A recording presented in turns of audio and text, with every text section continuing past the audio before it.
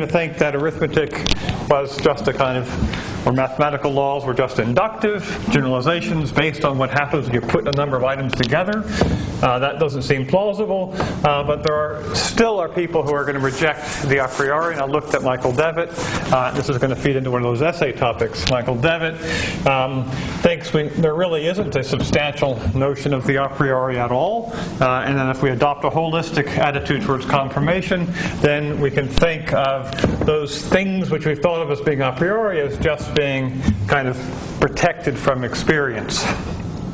Okay, that was last time, and the a priori sort of leads into the naturalist approach that I'm going to be dealing with today, because naturalists are not very keen on the a priori. They're mostly anti-a priori. They don't think that there is a substantial job to be done by the a priori. So I'm going to talk today, starting off by making some introductory remarks about naturalism and epistemology and philosophy in general. Then I'm going to talk a little bit about Quine. Quine's probably the person who has been most influential in inspiring naturalism. I'll look at Hilary Kornblith, who, Limos talks about Kornblith, and also about Quine, and Kornblith thinks that we can draw on sort of an evolutionary conception of how our knowledge-forming capacities have been formed as the basis of a naturalist approach. And then I'm going to look at briefly a paper that I've got in the reader by David Papineau, in which he tries to resolve the problem of inductive skepticism in a naturalistic way. So that's for today. What's naturalism? It's a recent and contemporary and ongoing living philosophical movement. I wouldn't call it empiricist as such. It is characterized by favoring the empirical, so being empirical in outlook. It certainly is active in the area of epistemology, but it's not just an approach in epistemology. It is employed in many other areas. For example, philosophy of mind. It can be used to a certain extent in ethics. It's very strong in the philosophy of science. So it's an approach that is taken in a wide range of philosophical areas. As we saw, so last week I talked a little bit about Devitt's objection or reaction or rejection of the a priori. From a holistic point of view, well, that's a perfectly standard kind of naturalistic thing to do.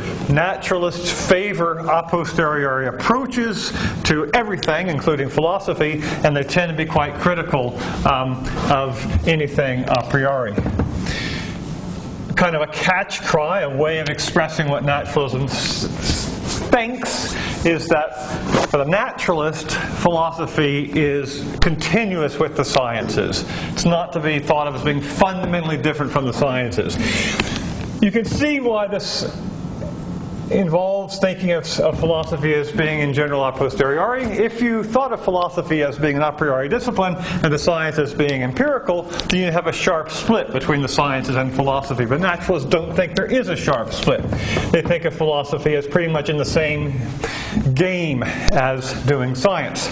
Now, naturalists, with respect to some of the issues we've thought about, so with respect to skepticism, naturalists are anti-skeptical, quite strongly anti-skeptical.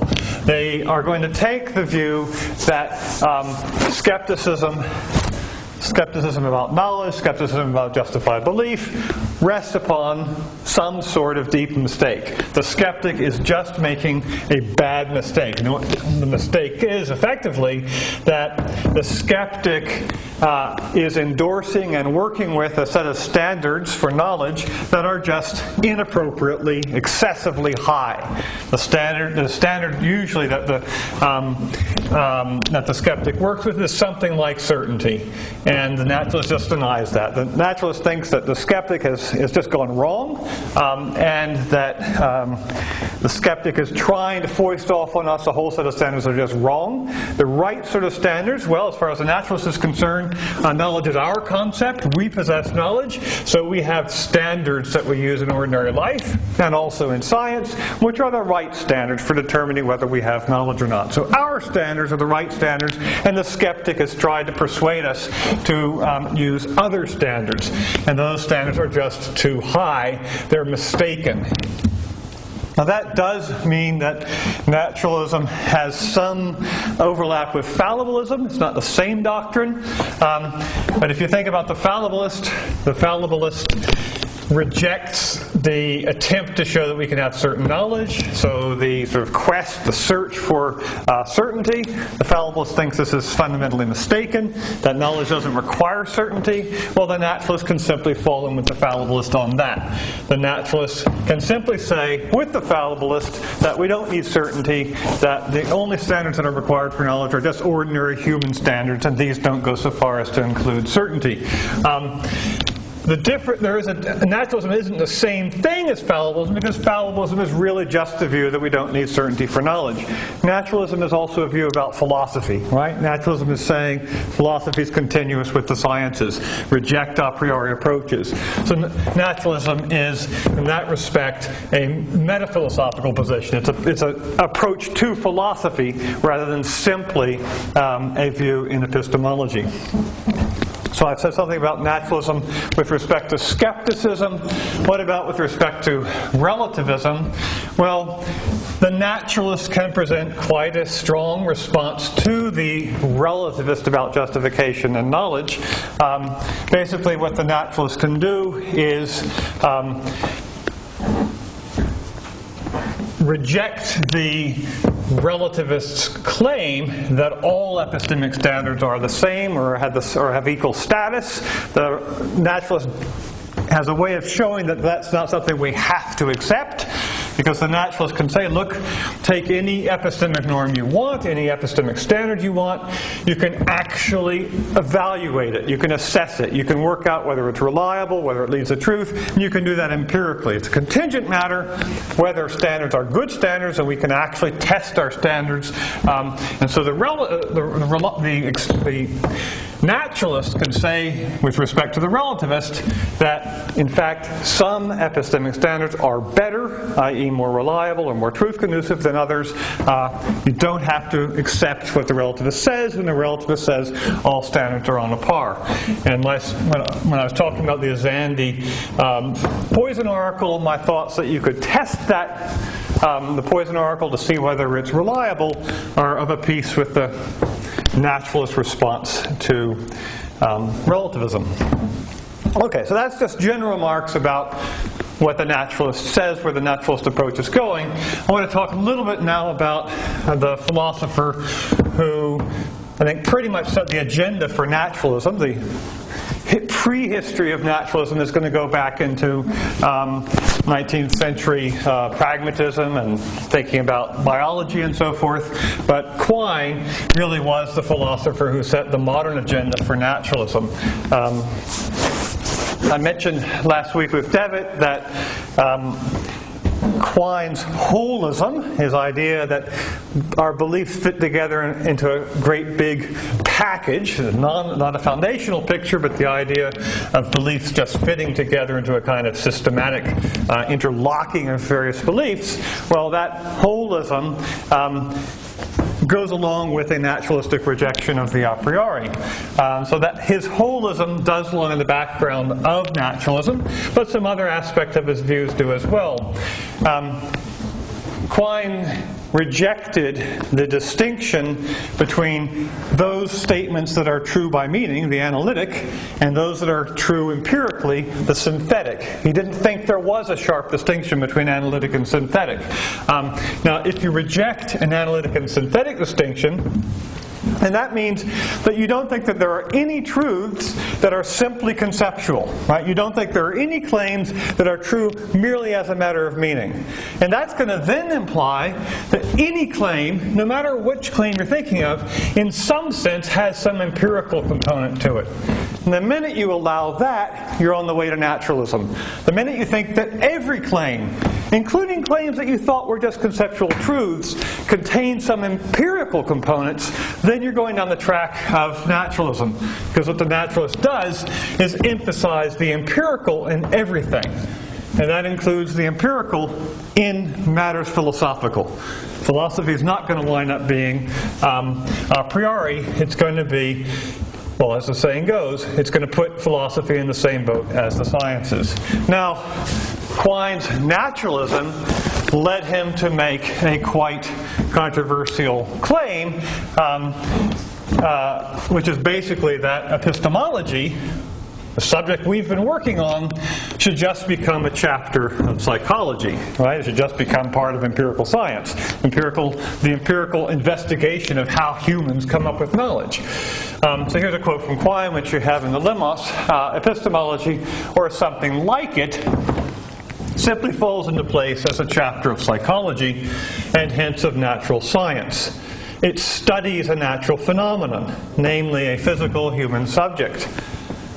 This human subject is accorded a certain experimentally controlled input, certain patterns of irradiation and assorted frequencies, for instance. And in the fullness of time, the subject delivers as output a description of the three-dimensional world and its history. The relationship between the meager input and the torrential output is a relationship we're prompted to study for somewhat the same reasons that have always prompted epistemology, namely in order to see how evidence relates to theory and in what ways one's theory of nature transcends any available evidence. So here we have this proposal that you could study how a human subject who is being bombarded with sensory data comes up with various claims in response to that, and that would be something we can simply study empirically. The process whereby a human produces knowledge based on incoming information from the world. Yeah? I can see how scientists would be able to distinguish between a methodological naturalism and a metaphysical naturalism. In terms of naturalist philosophers, can they do that, or is it a lot more intertwined if you adopt a naturalist position? So in metaphysical, there's a naturalism which is just kind of a physicalism or materialism, but this is a kind of this approach is going to have us doing more empirical science when we do philosophy. So sort of like their method, essentially. That's right. Yeah. They're actually going to be drawing on empirical research and making claims about. So, for example, Kornblith, when he talks about how inductive inference works, draws on cognitive science about concept formation. So it is leading to philosophers being very sensitive to empirical work. This is going to be a problem because it somehow seems like a good idea, but you're still trying to do philosophy. And what's left to do, if it's completely empirical, is kind of a question. So what we've just seen is Quine suggesting that epistemology is just going to become a psychological study of how humans come up with the items of knowledge. Limos uses an expression that I think is fairly widespread. He calls Quine's claim about the relationship between epistemology and psychology the replacement thesis. Basically, this is the thought that psychology can replace epistemology. But remember that epistemology is concerned, among other things, with epistemic justification, right? Rational or justified belief. And that's a normative notion. And so it looks like Quine, in pushing this replacement thesis, is trying to get us to give up the task of traditional normative epistemology and replace it with a mere empirical investigation of how we actually gain beliefs, right? A description of how we arrive at beliefs rather than epistemological inquiry into the nature of justification. That is going to be a rejection of what epistemology has traditionally been trying to do, right? What you do if this is what Quine means, and if you do carry through with this replacement thesis and you replace epistemology with psychology, what you're going to get is just a description of how the human subject, presented with a certain amount of sensory input, produces a bunch of views about the world. It's just going to be a description of how that goes on. It's not going to be an investigation of how one ought to do that. It's not going to be an investigation of the nature of justified belief, right? So that's what people are going to think a naturalized approach to epistemology entails. Now, this has actually been a fairly widespread understanding of the naturalist approach to epistemology. The worry is that if you become naturalistic, if you follow Quine and you go down the track of the replacement thesis, you're only going to be describing how knowledge is produced. You're not going to be considering normative questions. And so this is kind of the initial reaction to the proposal to become naturalistic. The immediate reaction is to think, okay, you're just giving up on the traditional question of epistemology, which was the attempt to come up with a theory about the nature of epistemic normativity, a theory about the nature of justification. Now, there are philosophers who reject naturalized epistemology precisely because of this. Because they think that what naturalized epistemology does is it gives up on the normative task of traditional epistemology. So there are some people who are going to criticize naturalism because they see it as being non-normative, merely descriptive. On the other hand, you'll actually run into philosophers who embrace naturalism precisely, or they're perfectly happy with rejecting the normative. In becoming naturalistic, they're happy to reject the normative. But in fact, this isn't actually what Quine was trying to do. He certainly said, let's replace epistemology with psychology, but there's plenty of places in his writings where it looks like instead of trying to get rid of the normative, he's actually trying to show how you can naturalize it. Right? You keep the normative, you keep the idea of justification, and you try to give a naturalistic story of it. That's what I think Quine was really trying to do. And in fact, most contemporary naturalists in epistemology don't want to get rid of the normative. They want to give an account of the normative in naturalistic terms. One way in which you can do that is by showing how the processes that we have, which are belief-forming processes, so the very things that Quine thinks psychology could study, trying to show how those processes lead to truth. What you need to do, and this is, well, maybe there's other ways of doing this, but what you need to do is assume that truth is what we ought to be aiming for in forming our beliefs. Then if you can show that our belief-forming processes actually lead to the truth, then you're able to be normative. Because what you should do is you should employ those processes of belief formation that do lead to the truth. You should do that assuming that truth is, in a sense, desirable or valuable. So that could be done in a naturalistic way. You could empirically show that one way of forming beliefs does lead to the truth, whereas another way of forming beliefs doesn't. And so it gives you an empirical basis for saying that you should do it one way rather than the other. That's the way I think most contemporary epistemic naturalists think. They think that we are trying to do normative epistemology in a naturalistic framework.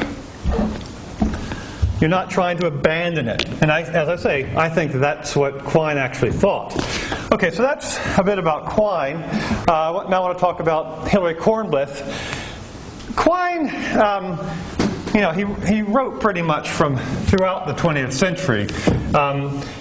Kornblith is a contemporary philosopher, right? He's an active figure, and he'd probably be one of the major, if not the major, contemporary defender of a naturalized approach to epistemology. Lemos devotes a section of his final chapter to the Kornblith. I'm going to mention something about this.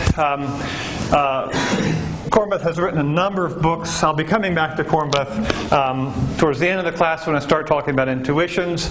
But from the point of view of looking at a good contemporary naturalist, Kornblith is certainly somebody worth looking at. Now, Kornblith thinks that we can actually approach the normative question of how we ought to arrive at our beliefs in a way that is connected with the question of how we actually do arrive at our beliefs, right? We can actually consider how we ought to arrive at beliefs at the same time, or in the same way, as we're considering how we do, in fact. He thinks the two are connected. He thinks how we do arrive at beliefs is connected with how we should arrive at beliefs. And roughly, he thinks that how we actually do arrive at beliefs is the way we should arrive at beliefs. That's why the two are connected. We do arrive at beliefs in the way that we should arrive at beliefs. And given that we do arrive at beliefs in the way that we should arrive at beliefs, then a psychological investigation, an empirical study of how we actually arrive at beliefs, is relevant to the question of how we should arrive at beliefs, right? Given that how we do it is the way we should do it, an empirical study of how we do it is relevant to how we should do it, okay? That's roughly the position that Kornblith is working with. He thinks that empirical questions about how we actually arrive at beliefs are relevant to normative questions about how we should. Now, how's he going to pull this off? How do you get a connection between what we do and what we should do? This is where an important kind of element of a lot of naturalism, or something you'll find a lot of naturalists comes in. He's going to put this in a broadly biological or evolutionary framework. He's going to think about how our processes of belief formation emerge as a result of evolution as being part of the explanation of why how we actually arrive at beliefs is how we should arrive at beliefs. And what he thinks is that we have belief-forming processes. And what are these? These are forming beliefs about the world on the basis of perception and various inference mechanisms, right? Memory as well. So various basic ways of forming beliefs about the world are things that we're, in a sense, gifted with as organisms as a result of evolution. And we have these processes of belief formation as a result of evolution. They've actually helped us to survive. The processes of belief formation that we have actually promoted our survival. Belief-forming processes that lead to the truth are going to be the kind of processes that help us survive.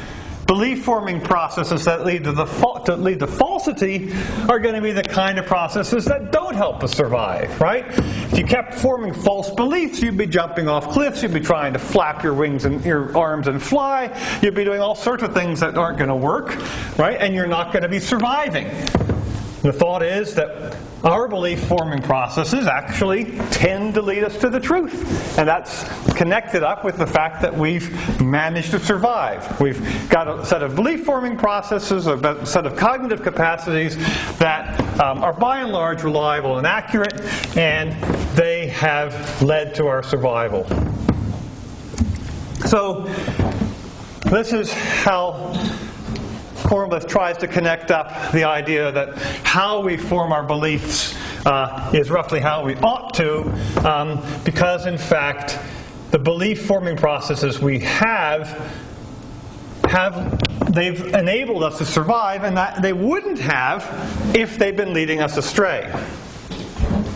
If our belief-forming processes were giving us systematically false beliefs, then we wouldn't have survived. We have survived, so clearly belief-forming processes are giving us highly reliable beliefs. So we can pretty much assume that how we do form beliefs is how we ought to. And given this, now we can actually study how we do form beliefs psychologically, in the way Quine suggests. And that will be relevant to the normative question of how we ought to form beliefs. Now there's going to be some obvious questions, and I'm going to leave these I used to actually go into this for several months, but today I'm just doing this in one lecture, so I'm leaving some questions that Kornblith, in a full development of his position, is going to have to deal with. So here's a couple questions that Lemos actually raises. So as I've just described Kornblith, the view is that the way we ought to form beliefs is the way we in fact do form beliefs. And that warrants an empirical investigation of our actual belief forming processes and makes that relevant to normative questions. Well, Kornblith surely can't be committed to the view that we never make mistakes and that we never form beliefs in an erroneous way. His view can't be that all of our belief-forming processes are impeccable and completely reliable.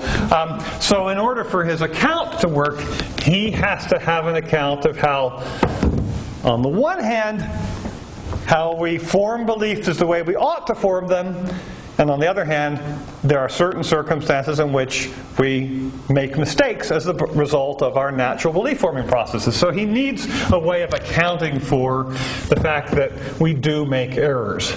Right? That's got to be built into his account. The second thing relates to the way normativity comes into a naturalist account, and in particular for Kornblith. The assumption is that we should place a value on truth. That truth is something that's epistemically desirable. So that if we can show that we have a means of belief formation, perception or inductive inference or whatever, that leads to truth, that we ought to form our beliefs that way because truth is something we want. And a method that leads to truth, if we then use that method to form beliefs, that's providing us justified beliefs because it's giving us something that we want. We want truth. Truth is valuable. And if a belief is formed in a way that would reliably lead to the truth, then that's something we ought to value, right? Well, why should we value the truth as opposed to something else? Right? We could have our belief-forming processes could lead to other things apart from truth. Why is truth the thing that we need to value?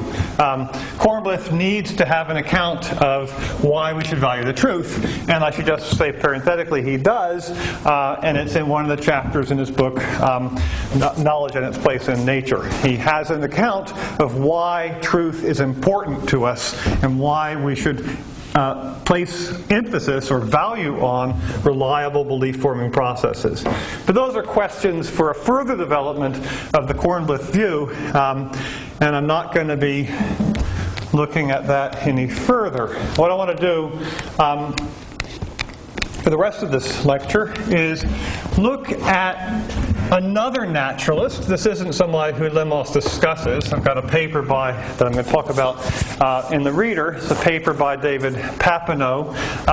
Look at another naturalist and how they deal with some issues around scepticism, so you can get a further sense of how naturalists approach these issues. And look at how a naturalist. This is one way. Naturalists can do things different ways. This is one way a naturalist can approach a skeptical problem. I'm going to look at how a naturalist can approach the problem of inductive skepticism. That's the problem of how we can rationally form beliefs about the future based on our experience of the past.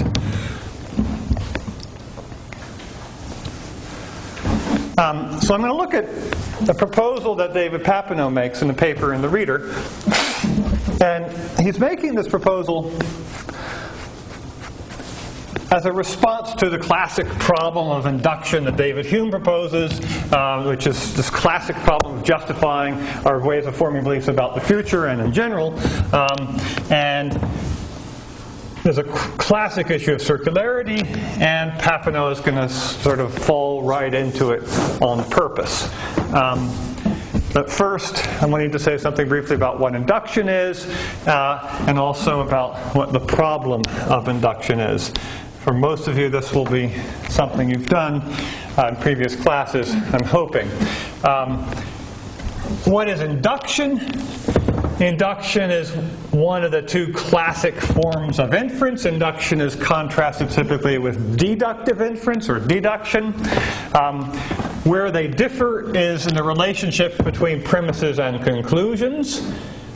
With a deductively valid inference, where you have a set of premises and a conclusion, if the premises are true, then the conclusion has to be true. The conclusion must be true if the premises are. So there's a sense in which the premises necessitate the conclusion. That's not the case with induction.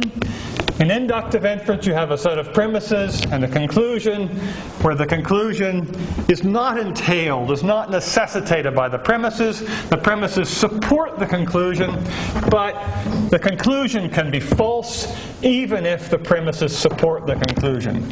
So just a simple classic example. Suppose I reason as follows.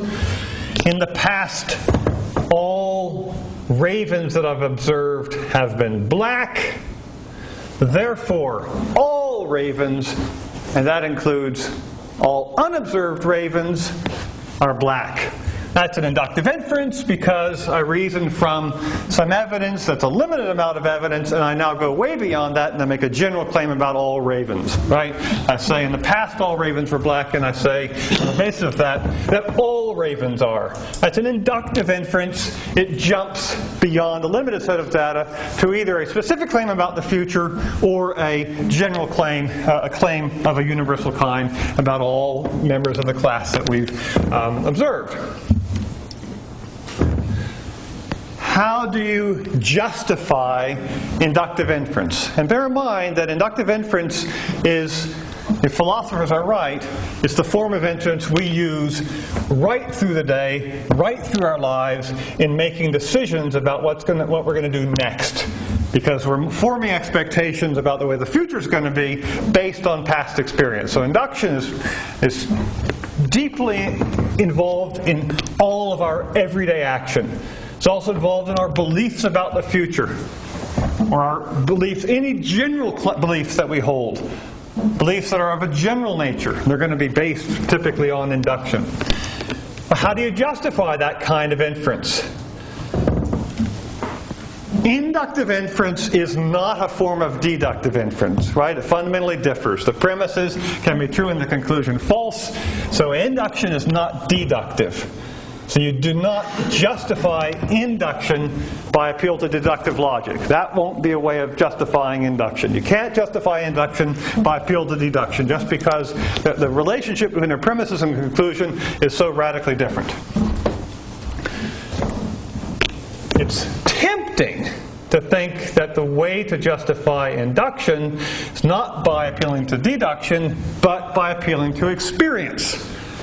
The rough thought is that in the past we have reasoned on the basis of information available about what we've observed, and we've drawn conclusions about the way things are going to go in the future, and induction has in the past been by and large reliable. In other words, in the past, induction has been reliable, therefore we expect induction to continue to work in the future. We use our past experience of reliable induction as the basis for relying upon induction with respect to our expectations and our beliefs about the future. That seems to be the obvious way of going, but at the same time, it commits a rather obvious fallacy, because if you reason inductively in support of induction, right, if you appeal to the past to say that induction has worked in the past, therefore it's going to work in the future, that actual justification of induction proceeds inductively. You argue by induction to show that induction will work. You say induction has worked in the past, therefore it will work in the future.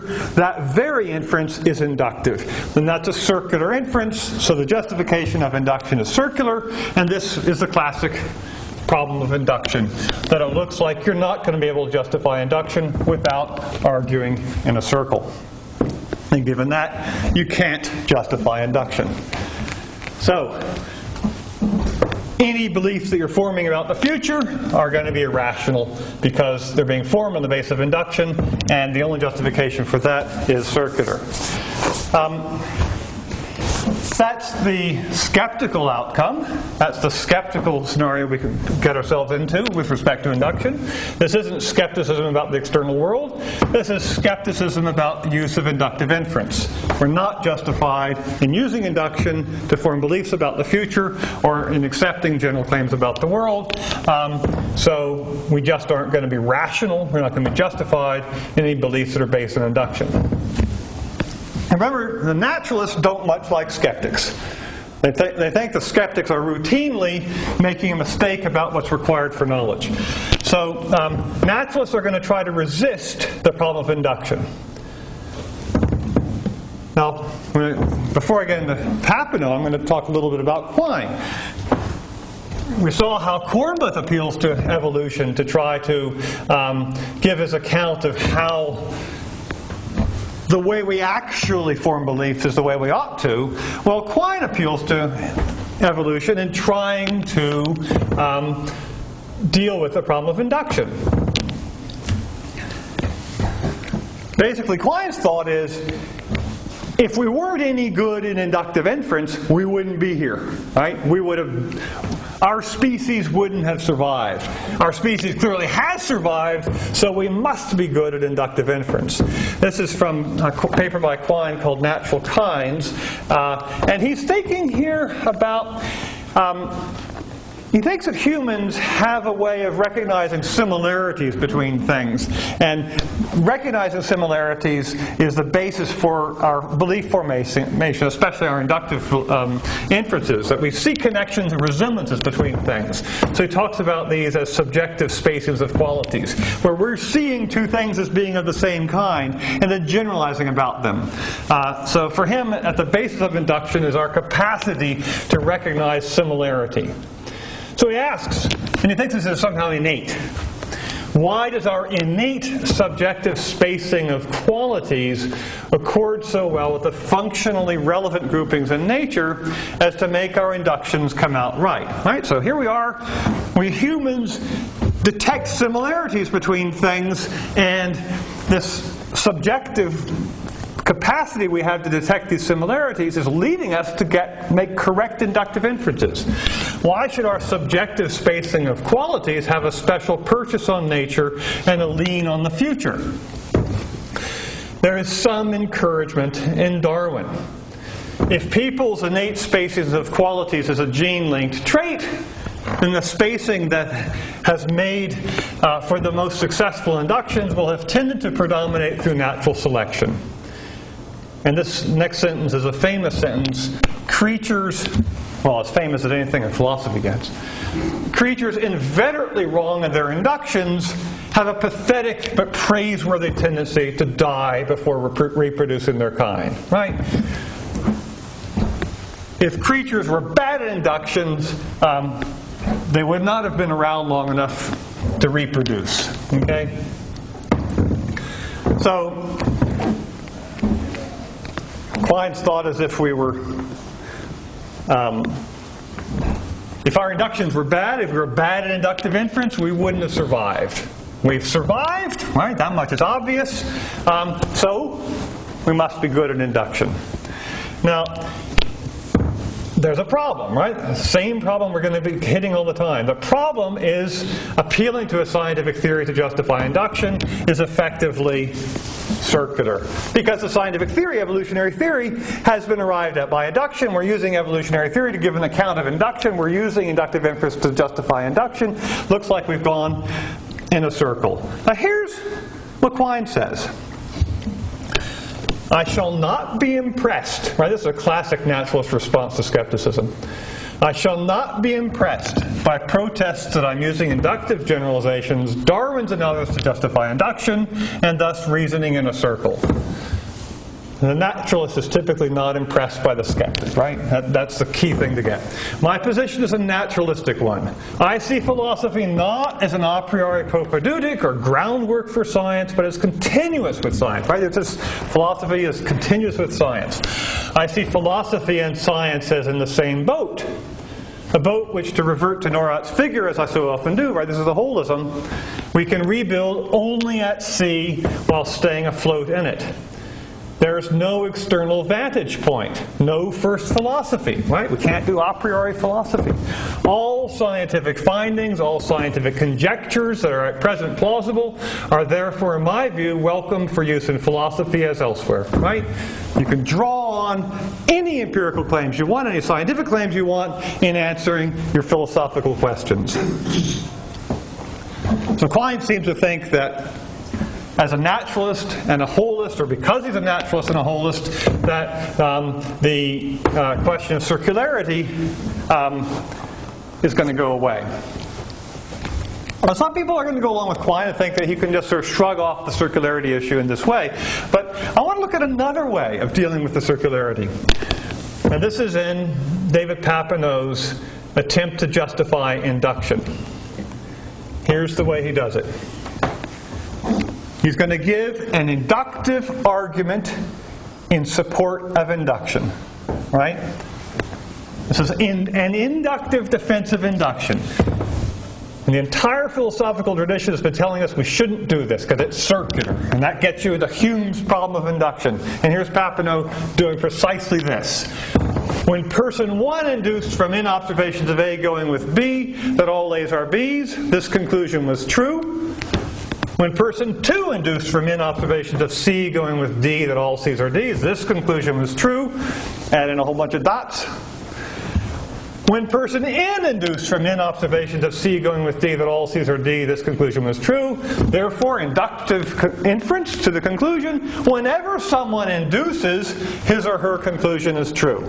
Right? So, an inductive argument from past uses of induction to the claim that using induction leads you to true conclusions. He's perhaps stated it a little bit more strongly than he should have for purposes of argument, because surely you can get conclusions wrong with inductive inference some of the time, so that's just a little bit overstated, but that's not important.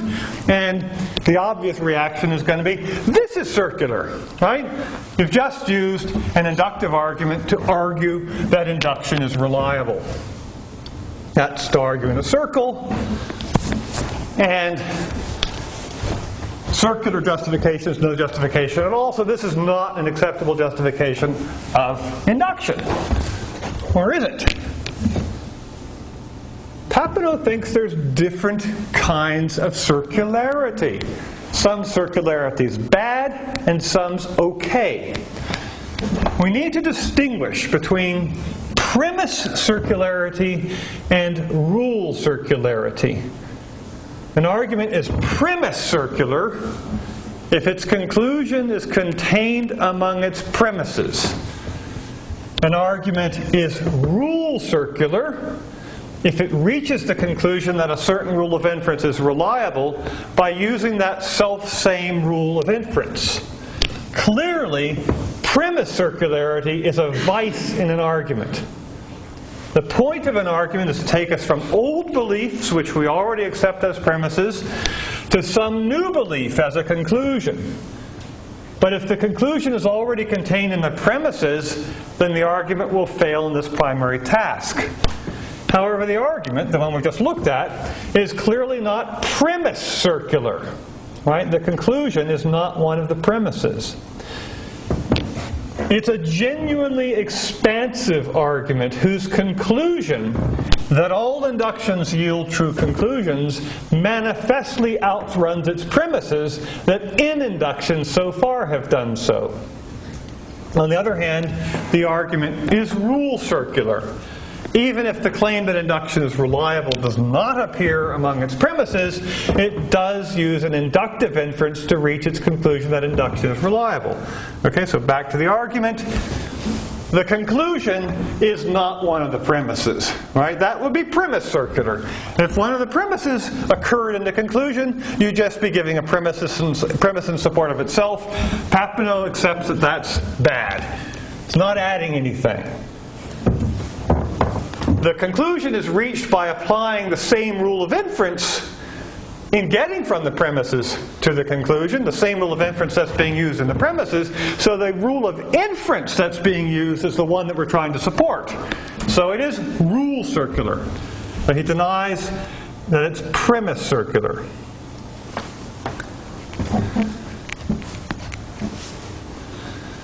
But what Papineau thinks is that some circularity is acceptable. Premise circularity isn't, but rule circularity, he thinks, may be. Now, the first thing he does to sort of make you sort of take that seriously as a thought is point out that there are some cases in which we're prepared to countenance rule circularity. Now forget about inductive inference for the moment. Think about deduction.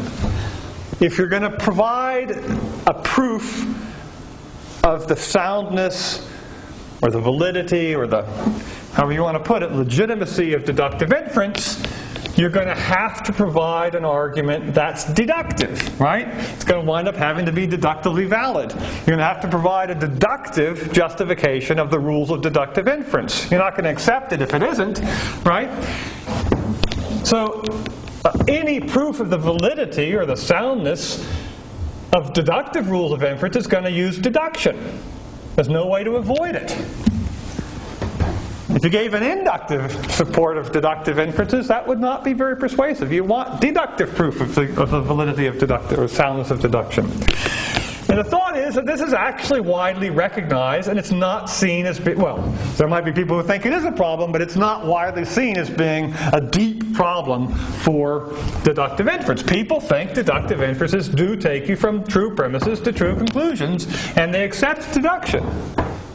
So the fact that deductive inference has to be provided with a kind of a proof or a proof of soundness that's deductive in form is not taken as being a bad thing. So at least we have that case in which rule circularity seems to be accepted. So we seem prepared to accept rule circularity in some circumstances. So the first point that Papineau is going to make, or has made, is it's not ipso facto a bad thing if argument in support of a form of reasoning is rule circular. We've got at least one case, a very important case, in which we're happy with it. Okay? So that's the first thought. That's not in itself a bad thing. Rule circularity is not in itself a bad thing. But the question about his proof of the reliability of induction, his argument for the reliability of induction, is whether it will actually be an effective proof. Will the argument be effective? The question is, what's the purpose of the argument? What's the purpose of the proof? Papineau says that the purpose of the proof is to show somebody who already accepts and uses induction that using induction is a reliable form of inference. He thinks that his argument does do that. If you accept induction, his argument will show you that you're licensed in using induction. The argument is not designed to persuade somebody who doesn't accept induction. It wouldn't carry any weight against somebody who doesn't accept induction. You couldn't use an inductive argument to persuade somebody to use induction if they reject induction. So it's not aimed at doing that. It's aimed at somebody who uses induction and to show that induction is actually reliable. Now you might think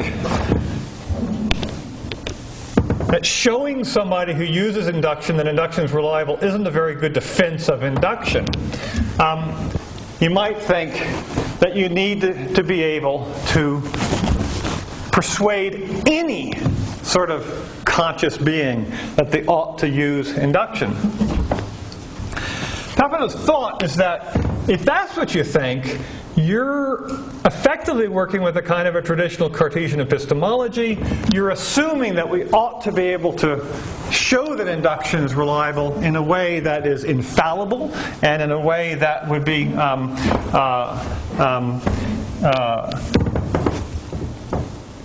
persuasive to somebody who simply is going to be wanting to have introspective access to certain beliefs that induction is reliable. And his thought is that knowledge doesn't require certainty. And so a justification of induction doesn't need to be able to persuade any conscious being with certainty that induction is going to lead to the truth. Doesn't have to do that. So this raises a question which I think we should take seriously. In answering or in dealing with the skeptic, what are we trying to do? Is it the job of the response to the skeptic to come up with a powerful enough argument to persuade the skeptic that they're wrong? Or, as in this case, is it enough to come up with a kind of consistent demonstration that procedures that we're using already to form our beliefs actually should be acceptable to us? And in a sense, see, the naturalist is not going to want to take on board all epistemological challenges. The naturalist is going to want to reject certain epistemological problems as being somewhat illegitimate, and not really going to take the skeptic seriously. So there's a question for you. In trying to respond to the skeptic, do we have to be able to persuade the skeptic that they're wrong? Is that the standard that we have to meet in order to respond to the skeptic? I actually meant that as a question. Yeah. Yes, I don't know that it even deals with the relativist. Well, at the moment, we're not. The Papineau thing you're saying, or what? Yeah, because, if I'm an Azande epistemologist, for example, Yep. I would argue then on these lines, well, the poison oracle has served our society well for 1,000 years, otherwise we wouldn't be here. Yep. And what's more, on the rule-circularity argument, I have actually asked the poison oracle whether it's reliable, and it's told me it is.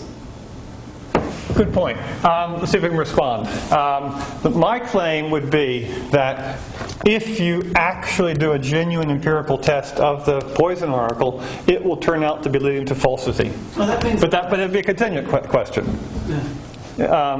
It would be we'd have to sort of do the test and wait and see what happens. That means I have to test it according to your rules, but you're saying that rule circularity is fine, so you have to test the poison oracle. I don't see that. Yeah, okay. With respect to the Azande, I don't think that's the only rule that they work with. Okay. I think they work with other rules. I think that's you. My strategy would be that you appeal to the fact that the Azande actually use sense experience to find out about the way the world is, and you say, look, are you so sure the poison oracle works? Let's test it against other things that you and I both accept. So, you're right. If the poison oracle was kind of a fundamental rule of belief formation, and all of their rules were like that, then they could just run this kind of rule circular defense. So my thought with them is there are some things they share with us. Experience and so forth is one, yeah. But do we have... Yeah, Paul. Look, this is very similar to the more sort of hand argument, I think. It looks like we're running the same argument with the skeptics about the existence of the external. I know I'm not saying that there's a similar sort of element to it. Yep. I'm just wondering whether or not, again, this issue of... to me, the approach that a naturalist can take is you've got a skeptic, but under what conditions and particular circumstances you've got them. What gets the skeptic into the argument ring with you? The fact that you're there to have a fight, you're going a few rounds. What gets them there? What are the fundamental, the framework conditions that makes them get you both into that ring? And say, well, look, wait a minute, at least we're simply having a full-blown argument here. We've sort of got some preconditions for even entertaining the argument. So I would have thought the naturalist could get some really quite a lot of mileage out of the very fact that they've got a skeptic in the room arguing with them. I don't know if I communicate that very clearly. It's like... are you sort of thinking about the linguistic commonality? It's the Wittgenstein sort of framework that talks about the fact that we accept that we've got inquiring and arguing and blah, blah, blah, blah, blah as a basis. Yep. And it's sort of relevant here because the skeptic's in the room arguing. So they either say, no, I'm not. I'm sort of a demon, an evil demon. Then you've got the evil demon problem, which you can take off in a different path. But if they've agreed, they're in the room arguing with you, I think it gives you quite a lot to go and say, well, you're using deductive and inductive processes in some of the skeptical arguments you're putting to me. So what's the status of those? I mean, I certainly agree there is a kind of a Wittgensteinian way of responding to the skeptic that involves looking at kind of the conditions under which one's able to communicate in the first place. Naturalism doesn't typically sit comfortably with the Wittgensteinian approach either, so it's there may be some ways in which there's going to be something in common, but it's not going to be kind of an easy thing to reconcile. The naturalist is going to be much happier with philosophy being like a science. Wittgenstein, at least in his later philosophy, I don't think is going to think of philosophy as being like a science. There's going to be things that Wittgenstein might think are just meaningless questions. Naturalists might not want to say that. There's going to be a lot of sort of emphasis on the meaning of words and use and so forth. Naturalists is going to tend not to sort of